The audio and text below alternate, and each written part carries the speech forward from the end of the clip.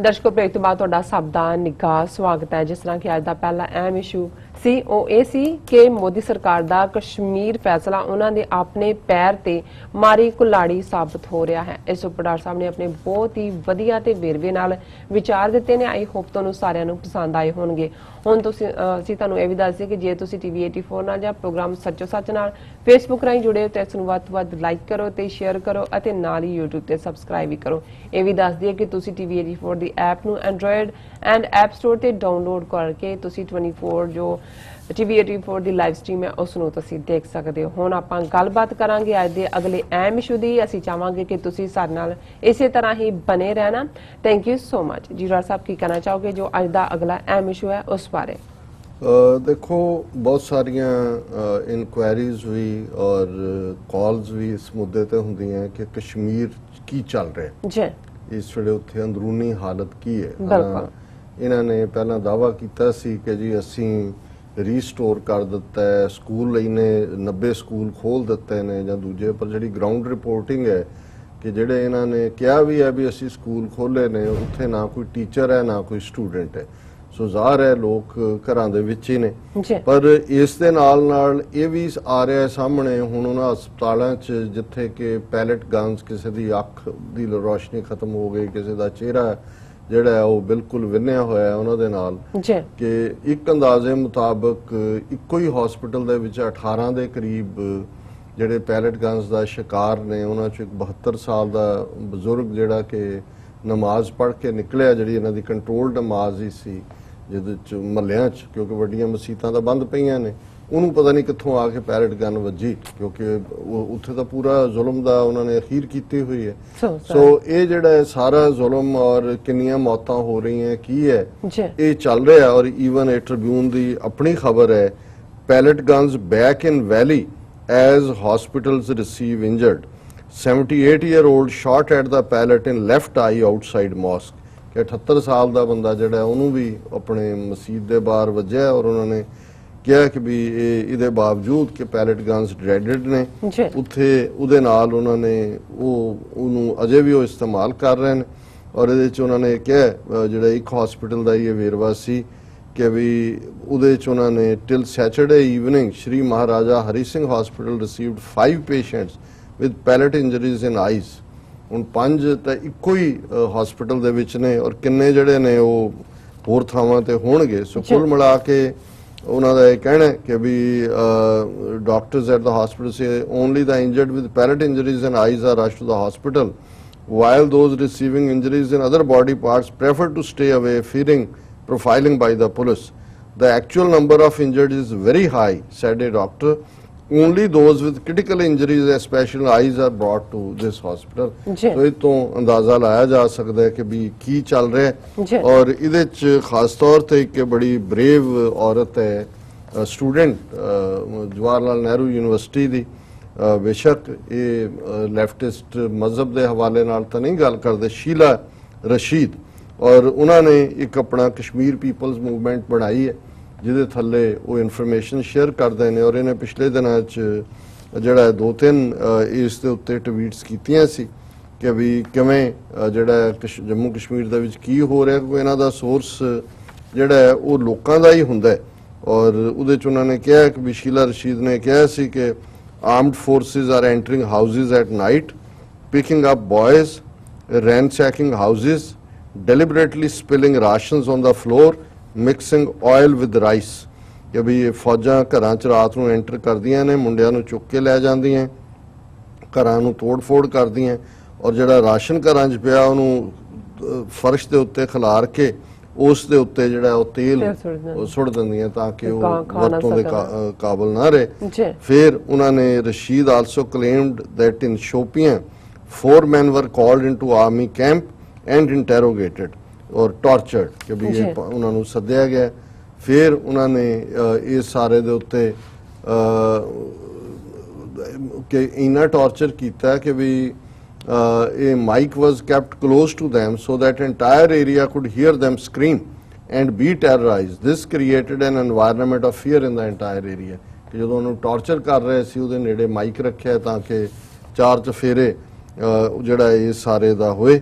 ਔਰ ਹੁਣ ਇਹ ਜਿਹੜਾ ਉਹਨਾਂ ਨੇ ਤਾਂ ਜੋ ਜਾਣਕਾਰੀ ਉਹਨਾਂ ਕੋਲ ਆਈ, ਲੇਕਿਨ ਜੋ ਉੱਥੇ ਚੱਲ ਰਿਹਾ ਉਹ ਤੇ ਚੱਲ ਹੀ ਰਿਹਾ। ਜਦੋਂ ਇਹ ਉਹਨੇ ਬੀਬੀ ਨੇ शीला रशीद ने ट्वीट किया, शैला रशीद ने, तो खबर नाल दी नाल लगी हुई है, complaint filed against Shehla Rashid for controversial tweets on Kashmir.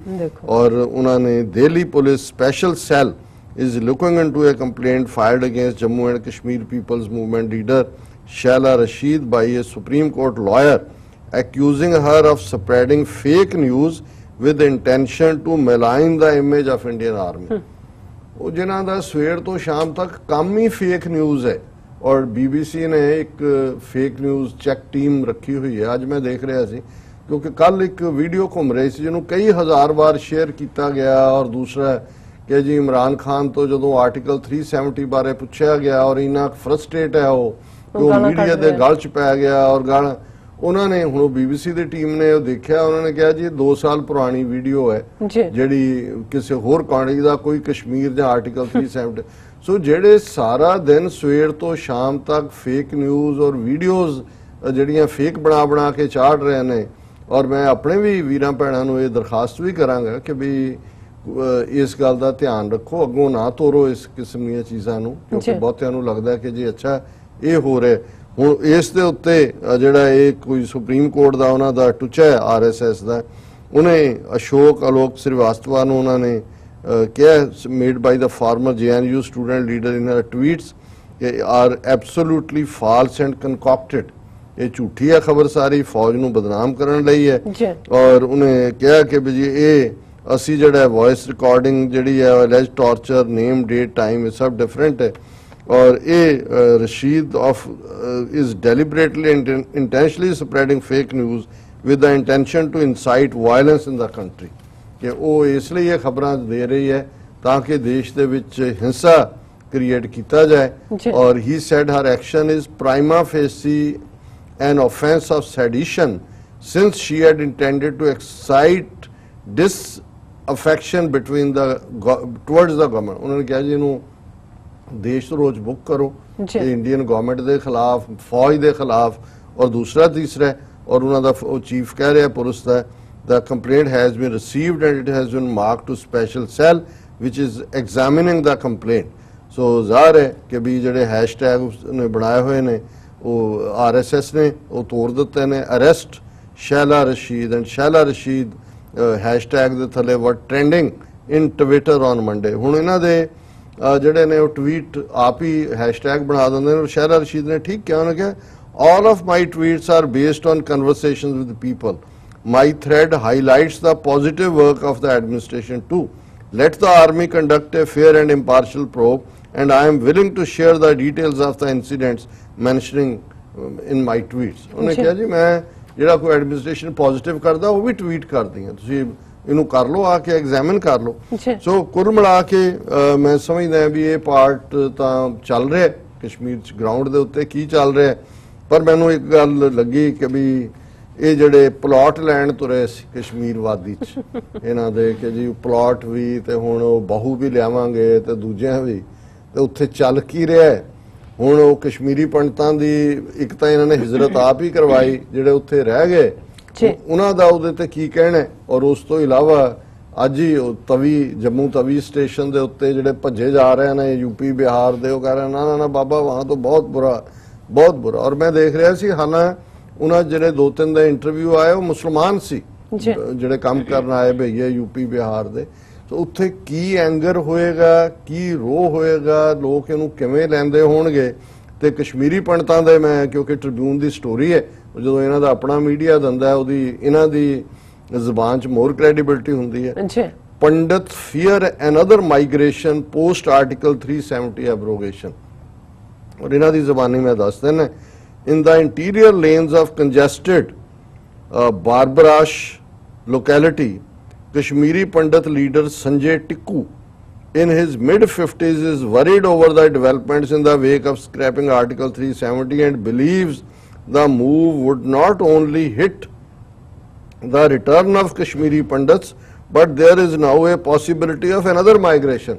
ਉਹਨੇ ਕਿਹਾ ਕਸ਼ਮੀਰੀ ਪੰਡਤਾਂ ਨੇ ਤਾਂ ਇੱਥੇ ਹੁਣ ਕੀ ਆਣਾ, ਜਿਹੜੇ ਅਸੀਂ ਆ ਅਸੀਂ ਵੀ ਇੱਥੋਂ ਭੱਜਾਂਗੇ, ਹੁਣ ਸਾਡੇ ਲਈ ਕੋਈ ਰਸਤਾ ਨਹੀਂ ਬਚ ਰਿਹਾ ਜੋ ਮਾਹੌਲ ਇੱਥੇ ਬਣ ਗਿਆ।